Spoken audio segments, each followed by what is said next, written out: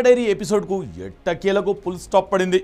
Chairman పదవి విషయంలో TDP అధిష్టానంతో ఢీ అంటే ఢీ అన్నట్టుగా వ్యవహరించిన చలసాని ఆంజనేయులు చివరకు రాజీనామా చేశారు. పార్టీ ఆదేశాలను కాదని నామినేషన్ వేశారు. అధిష్టానం వెనక్కి తగ్గమన్నా తగ్గలేదు. ఏకగ్రీవంగా చైర్మన్ అయ్యారు. కానీ ఆ తరువాతే అసలు కథ మొదలైంది.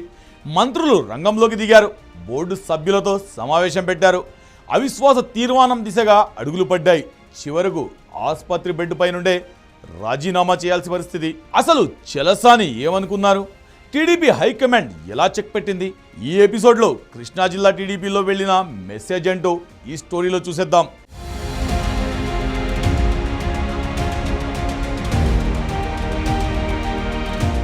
విజయ డైరీ చైర్మన్ పదవి కొద్ది రోజులుగా టీడీపీ రాజకీయాల్లో హాట్ టాపిక్గా మారిన అంశం. Krishna milk union chairman Chalasani Anjaneyulu మరోసారి కొనసాగాలని భావించారు.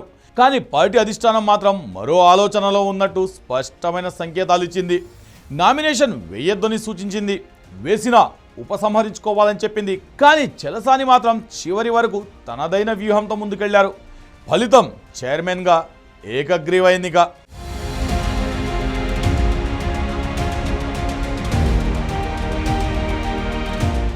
ఇక్కడే టీడీపీ అధిష్టానం సీరియస్ అయిందన్నది పార్టీ వర్గాల మాట.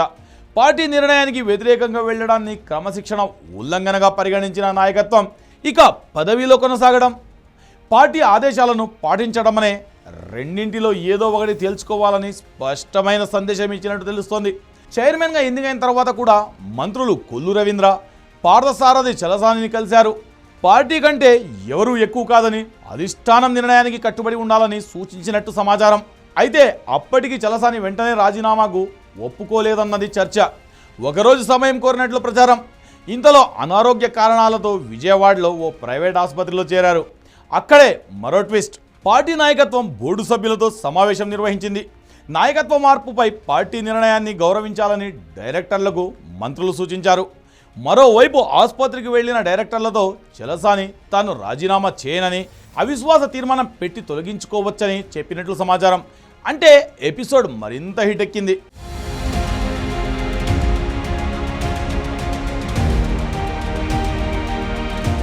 చివరికి మంత్రి పార్థసారథి స్వయంగా ఆసుపత్రికి వెళ్లారు. చలసానితో చర్చించారు. పార్టీ నిర్ణయం గురించి వివరించారు. నచ్చజెప్పారు. ఎట్టకేలకు చలసాని రాజీనామా లేఖపై సంతకం చేశారు. చైర్మన్ పదవితో పాటు డైరెక్టర్ పదవికి కూడా రాజీనామా చేస్తున్నట్లు ప్రకటించారు.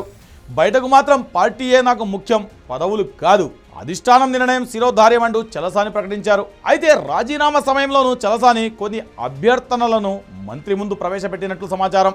విజయవాడ చిట్టినగర్లోని ప్రధాన మిల్క్ ఫ్యాక్టరీకి ప్రభుత్వం కేటాయించిన 24.70 ఎకరాలు స్థలానికి కృష్ణా మిల్క్ యూనియన్ పేరుతో టైటిల్ డీడ్ ఇప్పించాలని కోరినట్లు తెలుస్తోంది. ఈ అంశాన్ని ముఖ్యమంత్రి చంద్రబాబు నాయుడు దృష్టికి తీసుకెళ్తానని మంత్రి హామీ ఇచ్చినట్లు సమాచారం.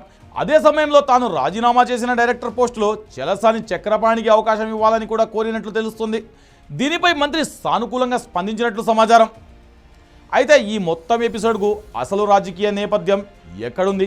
గన్నవరం రాజకీయాల్లో చలసాని ఆంజనేయులు వర్సెస్ యార్లగడ్డ వెంకట్రావు మధ్య చాలా కాలంగా విభేదాలు ఉన్నాయన్న చర్చ ఉంది. 2024 ఎన్నికల సమయంలో పార్టీకి ఎవరు ఎంత సహకరించారు అన్న దానిపై అప్పట్లో అంతర్గత చర్చలు జరిగాయి. కృష్ణా జిల్లా టీడీపీలో సామాజిక సమీకరణాలు, స్థానిక నాయకత్వం, భవిష్యత్ రాజకీయ సమీకరణాల లెక్కల మధ్య విజయ డైరీ చైర్మన్ పదవిపై కూడా పార్టీ నాయకత్వం నిర్ణయం తీసుకుంటుందన్న విశ్లేషణ వినిపిస్తుంది.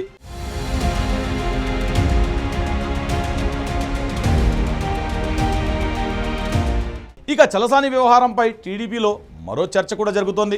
వైసీపీ ప్రభుత్వ హయాంలో తన పదవిని కాపాడుకునేందుకు అప్పటి అధికార పార్టీ నేతలతో సాన్నిహిత్యం కొనసాగించారనే ఆరోపణలు గతంలో వినిపించాయి. వల్లభనేని వంశీతో టచ్లో ఉన్నారనే ప్రచారం కూడా జరిగింది. అయితే ఇవన్నీ రాజకీయ ఆరోపణలు, పార్టీలోని వర్గాల వాదనలుగానే ఉన్నాయి. ఇక ఇప్పుడు టీడీపీ అధికారంలోకి వచ్చిన తర్వాత సొంత పార్టీ నిర్ణయాన్ని ధిక్కరించారన్న అంశం మాత్రం కొత్త వివాదానికి దారితీసింది. ముఖ్యంగా పార్టీ నిర్ణయం ఒకటి, వ్యక్తిగత రాజకీయ లెక్కలు మరోటి అనే పరిస్థితి కనిపిస్తే అది క్రమశిక్షణ విషయంలో హైకమాండ్కు సవాల్గా మారుతుంది. అందుకే ఈసారి టీడీపీ నాయకత్వం వెనక్కి తగ్గలేదన్న విశ్లేషణ ఉంది. మంత్రులు కొల్లు రవీంద్ర, పార్థ సారథితో పాటు ఇతర మంత్రులను రంగంలోకి దించి చైర్మన్ మార్పుపై పార్టీ నిర్ణయాన్ని అమలు చేయించింది. అవసరమైతే అవిశ్వాస తీర్మానం పెట్టి పదవి నుండి తప్పించే పరిస్థితి కూడా సిద్ధం చేసిందన్నది కీలక అంశం. ఇక ఈ ఎపిసోడ్తో కృష్ణా జిల్లా టీడీపీలో ఓ బలమైన మెసేజ్ వెళ్ళిందన్న చర్చ మొదలైంది. పార్టీ పదవులు వ్యక్తిగత రాజకీయ బల ప్రదర్శనకు వేదికలు కావు. అధిష్టానం నిర్ణయం తీసుకున్న తర్వాత ఎంతటి సీనియర్ నాయకుడైనా పార్టీ లైన్లోనే ఉండాల్సిందే, పదవి ఎంత పెద్దదైనా చివరకు వదులుకోవాల్సిందే అనే సంకేతాన్ని టీడీపీ నాయకత్వం ఈ వ్యవహారంలో ఇచ్చిందన్న అభిప్రాయం వ్యక్తమవుతుంది.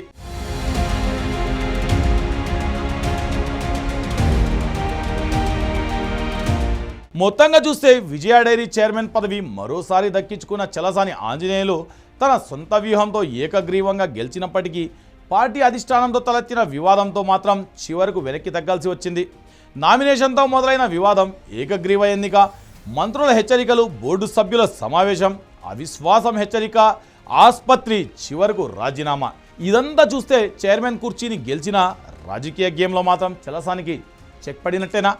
ఇక టీడీపీ హైకమాండ్ మాత్రం పార్టీ లైన్ దాటిదే పదవి ఎంత పెద్దదైనా కుర్చీ నుండి దిగాల్సిందే అని స్ట్రాంగ్ మెసేజ్ ఇచ్చినట్లు తెలుస్తుంది.